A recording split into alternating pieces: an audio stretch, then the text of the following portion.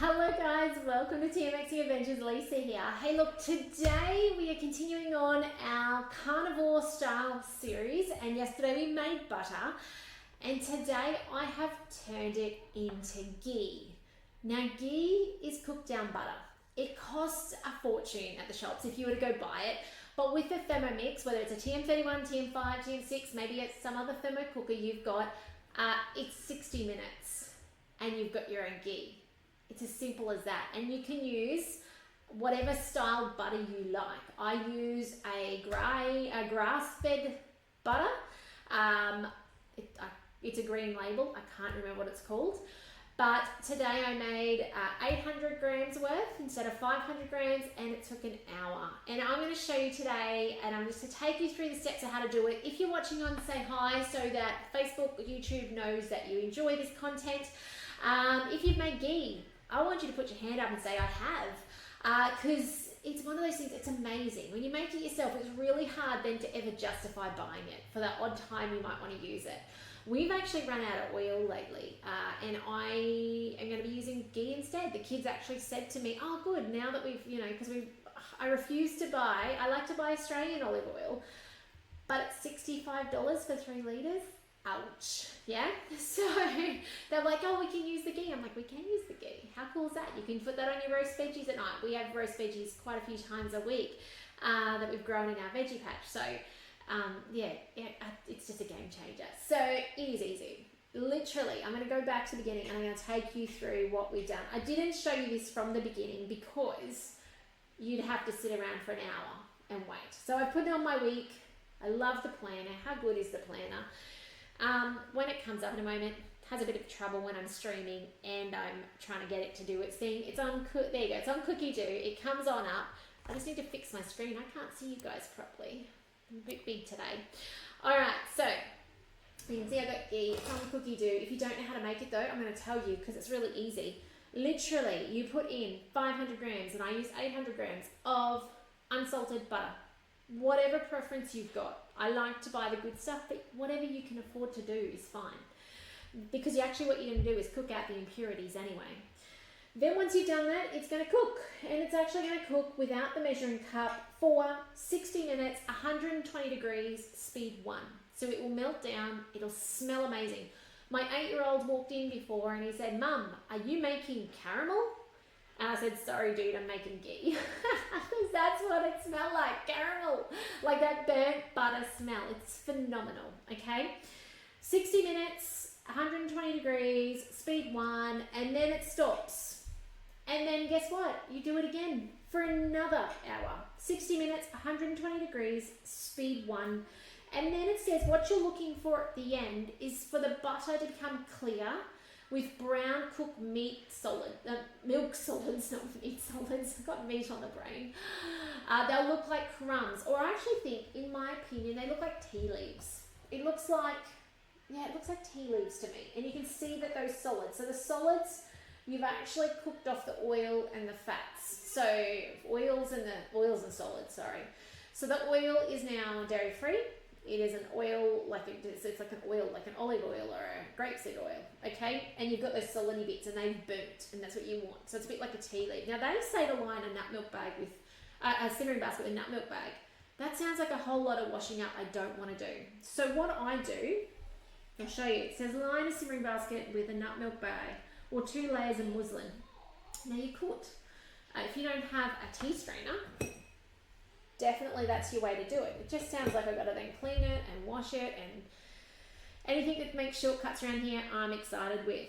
So, and then all you do is you strain it over a large jug, and then it will allow it to drain. It keeps for, discard the solids, transfer ghee, and okay, so it keeps for up to 3 months in the fridge or 1 month on your bench. Now, being that I live in a warm, humid place, you can see I've got little flies buzzing around. They drive me crazy. Mine will go in the fridge. Okay, it will, I think it goes solid in the fridge. Actually, no, I don't know. To be honest, I don't know if it goes solid in the fridge. Last time I made this, it was winter. I left mine out on the bench with the lid on like you'd expect oil to. I just don't like the flies at the moment. I don't like people not closing the lids on the things properly. Okay, so I'm going to put mine in the fridge. I'll let you know if it goes solid or not, because I actually don't know. I feel like it shouldn't, but then if you put olive oil in the fridge, it goes hard. So I'm not sure what to expect. So I'll let you know. But I do know it's triple the amount of time in the fridge as it is on the bench. Okay, so I'm going to show you now how to strain this. By the way, it's still really hot. It's 98 degrees. It literally just finished. Let's put this over here. Grab one of these. I've got two here and my trusty tea strainer. You could use a mesh type one. Here it goes. So it's going to me, this is made about a litre. All right, so that's how much. And I'm going to show you these solids at the end too. It smells amazing. If you've never made ghee, oh, it's just beautiful. Okay, it's golden good stuff. And predominantly in the past, as I said, last winter was the last time I actually made it. We put it on roast veggies most commonly. Okay, it's really beautiful. So look at that. Now I'm going to show you these solids. I'm going to try and stop the solid moving in. By the way, you could make your own homemade butter into this. Like, you know how we talked yesterday and I showed you how to make your own butter? You could. But I just wanted to do it in a way that was probably most applicable to most of you guys, which is you buy your butter in your block and you cook it up, yeah? And I didn't need to extend the cook time using 800. I looked at it and thought, no, it looks done. And if you look in here, this is why it smells caramelly. Can you guys see the solids? And that's what you want to leave behind. Okay, so that's cooked that all out. That dairy component is all out. And we're now left with golden good stuff. Like, look at that. Beautiful. Okay, ghee, homemade in your Thermomix. Now, sometimes your bowl will give you grief to clean. Sometimes. All right, sometimes this will stick on. Citric acid is your answer. If you've never done a citric acid clean, it's time to learn how to do one. Okay, it's so much stronger than your lemon, your vinegar, and that's why I like it, because it always works. You don't have to go and give it a good scrub later or anything like that. Don't know if I brought enough water in to show you, but I do have my citric acid, so I can talk to you about it. What's required for a citric acid is 1 tablespoon of citric acid. Okay, so 1 tablespoon. I'm just going to guesstimate.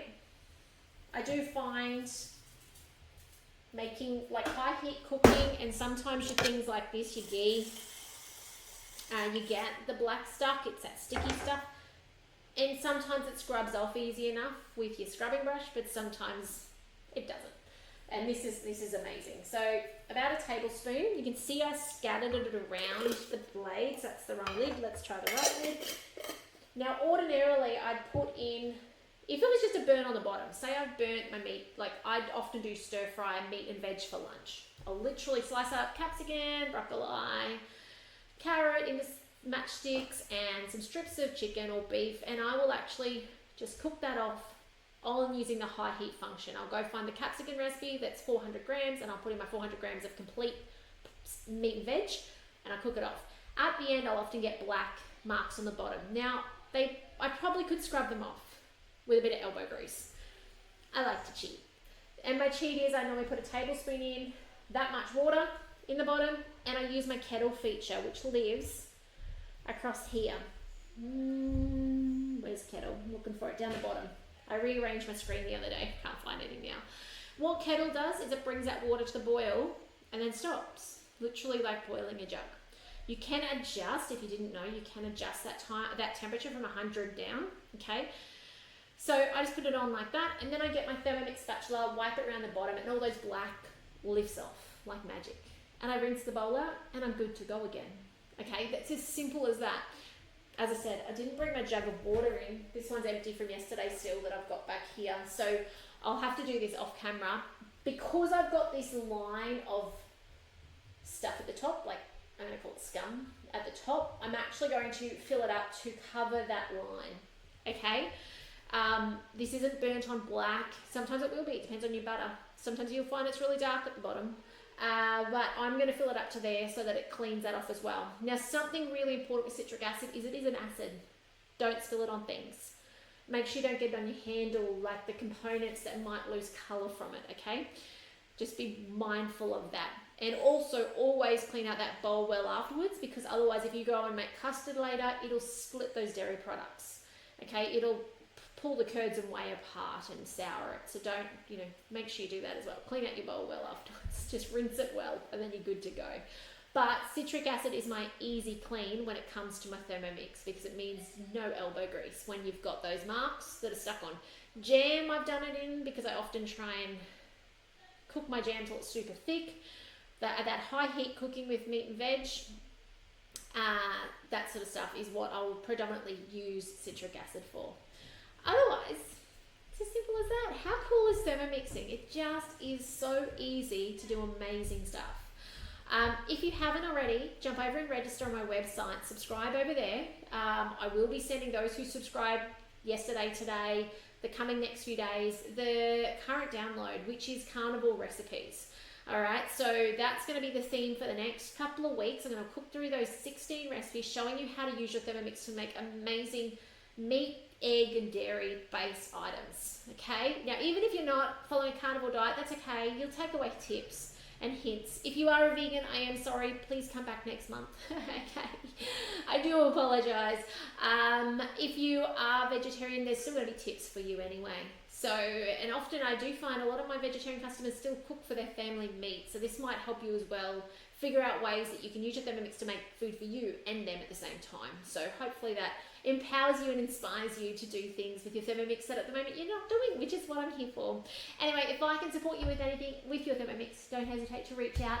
If you'd like information about buying a Thermomix, get in touch. If you want to trade in your TM31 so you got that high heat functionality, reach out. I'd love to help you trade up and get the TM6 and keep your TM31. That's pretty cool. You get to keep it and trade up. So you get your discount, you get a second bowl set and keep your 31. It's crazy, but you got to tell me because I got to let the customer service team know you're keeping it. So do reach out so I can send you the link and help you with that process. If you want to get a TM6 on the bench, it's coming with a second bowl at the moment for $49 just for another 5 days. So don't leave that to the end, please. And please make sure your friends and family know. We do have Zip Money, 24 months interest free. So that makes it $27, $28 a week to have one on your bench. So it's actually, breaks it down into manageable costs. You can swap out your going out for food or your buying of your ghee for making it and things like that. So once you've got one on the bench, it's really easy to be frugal with your money and your food. So I just love it. I love when we need to get tight with our money, we can, because we've got the Thermomix on the bench.